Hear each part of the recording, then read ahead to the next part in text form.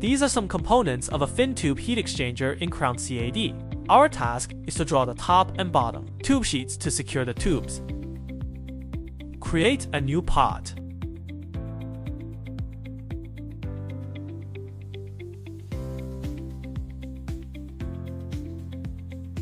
Use the base flange to create the basic shape, where you can set parameters such as thickness and bend radius.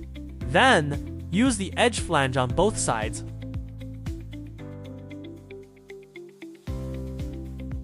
to connect with other components. We sketch on the flanges and cut out the material for holes. One hole is not enough, so we use the linear pattern to copy them in bulk.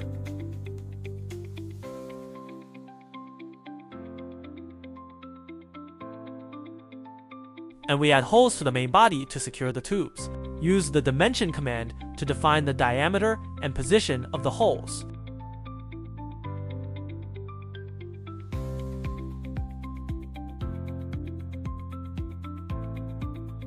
Draw the second hole.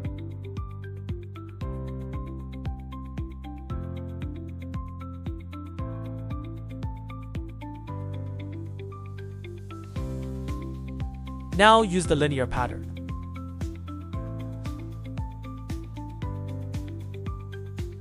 Click the direction 2 to create instances in both directions.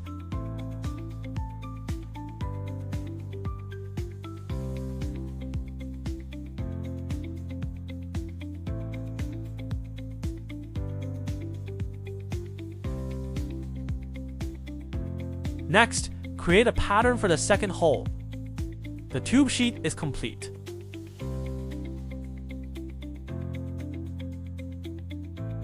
Return to the assembly, insert the part, and start assembling.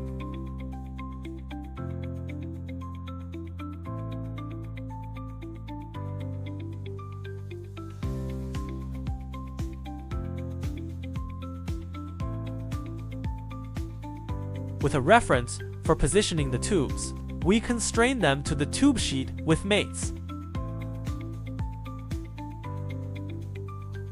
Repeat this for the second hole.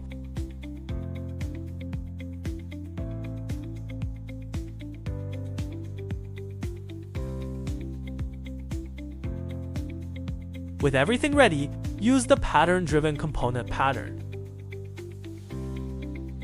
The system will read the whole pattern of the part and apply it to the tubes.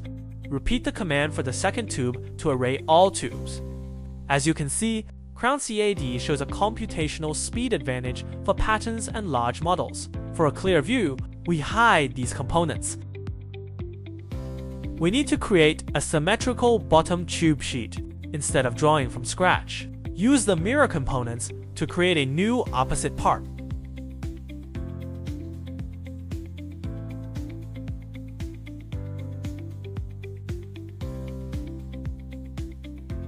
Show all components. The heat exchanger is finished. All tubes, joints, and fins are created using patterning tools, highlighting CrownCAD's speed advantages for models with extensive patterns.